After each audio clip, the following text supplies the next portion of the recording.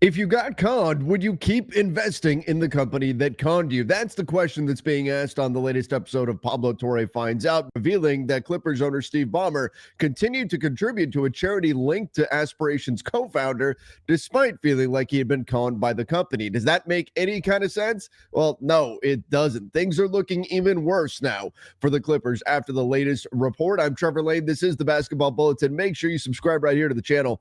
Let's dive into this. But by the way, before I get into everything, let me know in the comment section, what should the NBA do in this situation if they find that the Clippers were guilty of doing something wrong, of salary cap circumvention? What should the punishment be at this point? Because I don't think the Clippers would be necessarily upset if Kawhi Leonard's contract was voided. I think you can argue that it would actually be beneficial for the Clippers if his contract got voided. So what do you do if you're the NBA? How do you actually punish the Clippers? If, again, it's still a big if, but if they are guilty of salary cap circumvention here. Check this out. This is from Pablo Torre Finds Out. The fine folks over at Hoops Hype Party did a great job kind of compiling some of the key points here, but this is not as damning as some of the previous episodes have been. But check this out. Steve Ballmer quietly donated $1.875 million. I mean, let's face it, that is pocket change to him, but still, that's a lot of money to everyone else. $1.875 million to the charity of Aspirations co-founder who conned him.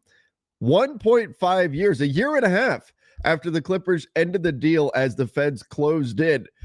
It does not make one iota of sense, an insider says, to be both hoodwinked and bamboozled, yet continuously giving money.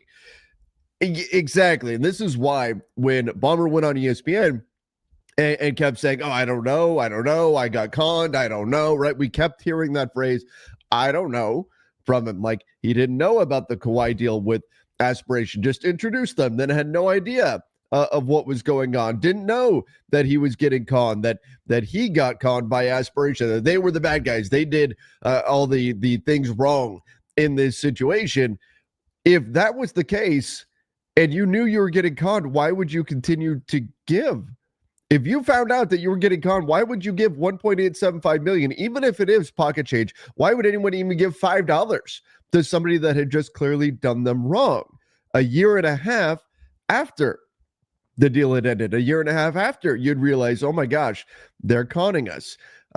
This was the quote here. Am I taking crazy pills? It's just inconceivable to me to be both hoodwinked and bamboozled, yet continuously giving money to Joe Sandberg. One former Aspiration employee told Torre, it doesn't make any iota of sense to invest in 2021, contributing nearly $100 million in carbon offset pre-purchases, reinvesting in 2022 and 2023, claim all of that to be lost in 2023, and then come back for more in a 2024 via charitable donation. So again, if you really are upset about this, if you really are feeling like they conned you, they did you wrong, why would you come back and give a charitable donation years later after you've understood it? It's been revealed that you got conned, you're upset about it.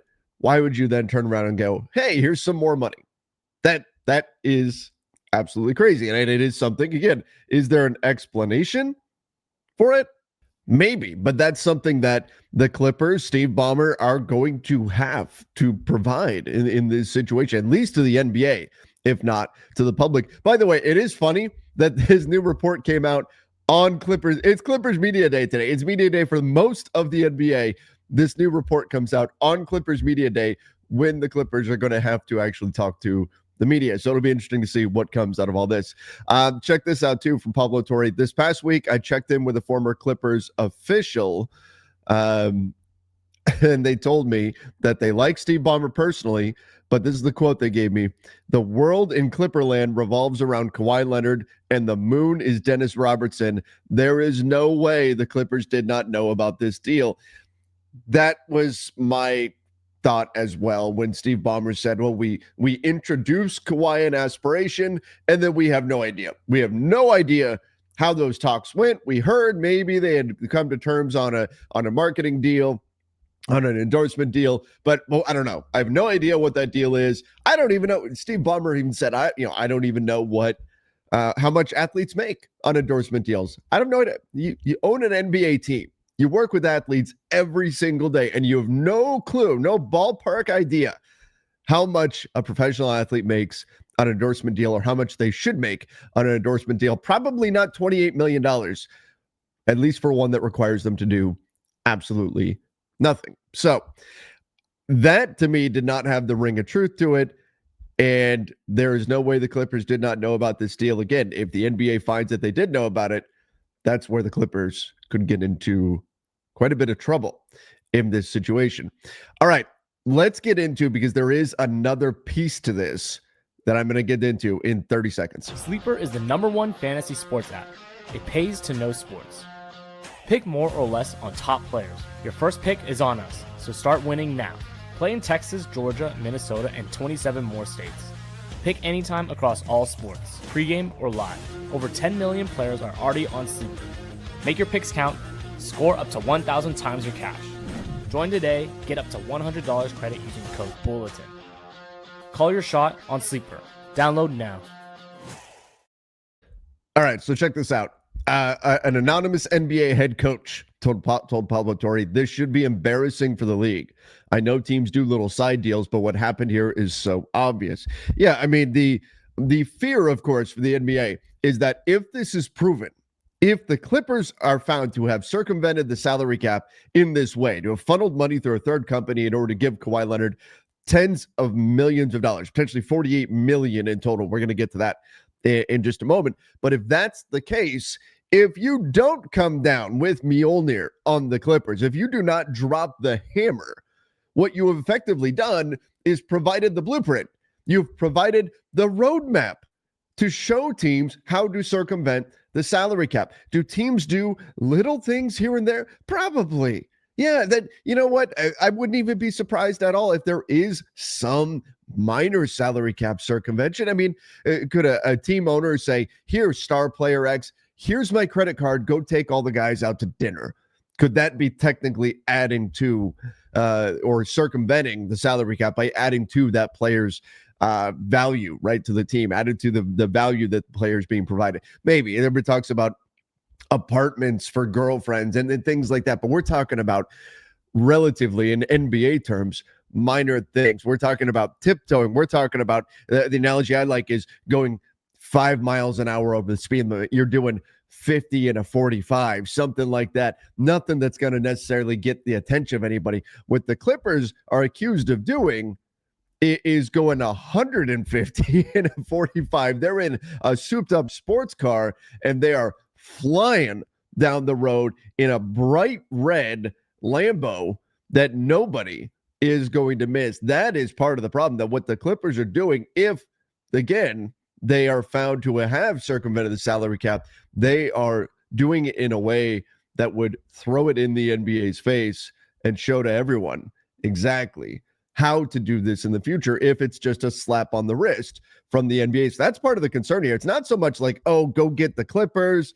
You know, we want the Clippers to be in trouble. It's more about the precedent that you're setting here. Do you want an NBA where teams can get away with this stuff and just get a slap on the wrist? That would be extremely destructive of the parity-driven league. Right or wrong, Adam Silver has been creating a league based around the idea of parity. And that would be very destructive of that end, very destructive of the potential parity of the NBA going into the future if the particularly deep-pocketed owners have a path to funnel money against the CBA, against the salary cap, to players. That could be, again, incredibly damaging to the league and their efforts to have some kind of parity, especially if they know they can do it and either get away with it or only get a slap on the wrist. That simply can't happen. That cannot happen.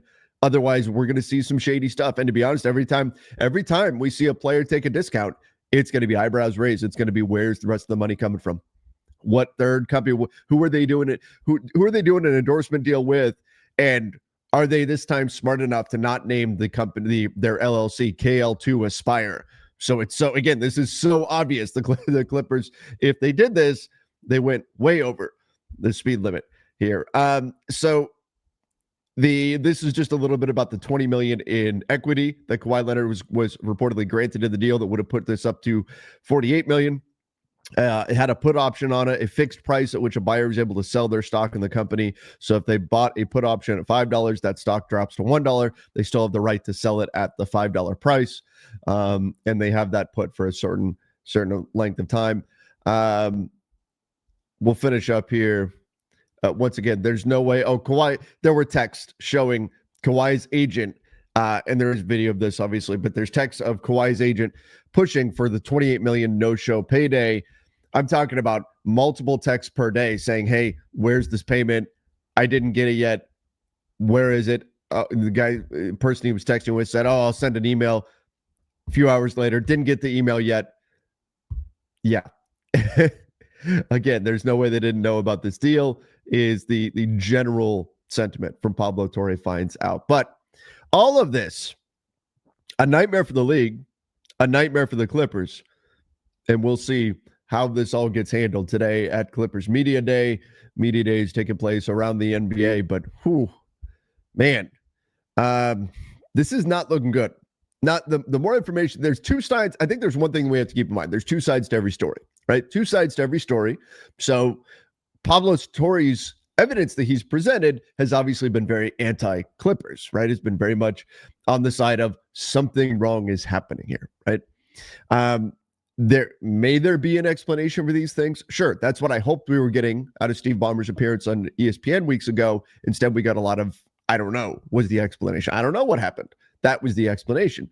Maybe the Clippers do have some very plausible, very understandable explanations for all of these things. But right now, when we're stacking up this one side of this case, and that is, again, very anti-Clippers and saying that something wrong did happen, it looks pretty damning. It really does. It looks pretty damning. Now, again, we need to hear the Clippers side. Maybe the Clippers have a perfectly reasonable explanation for all of this. It all makes total sense. And at the end of the day, the NBA can say the Clippers didn't do anything wrong. That would obviously be the ideal scenario. Now, at this point, with all the evidence, will people believe that? Well, probably not. But that's where, again, we'd like to see some of the Clipper side of this, the explanation from that side. But if it is proven, the NBA says the burden of proof has been met, what should happen to the Clippers? Should they make Kawhi sign an extension with the club? Should they count the money that Kawhi got from the aspiration deal against the Clippers salary cap into the future? Should it be like dead money on their cap? How should this work? Give me your thoughts in the comments down below, because that, if the burden of proof is met, how to punish the Clippers, particularly because Steve Ballmer's wallet is impervious, right? I mean, he has so much money that you can't possibly find him enough. So how do you punish the Clippers? Give me your thoughts in the comments down below. Don't forget to subscribe right here to the Basketball Bulletin. Until next time, see ya and stay safe.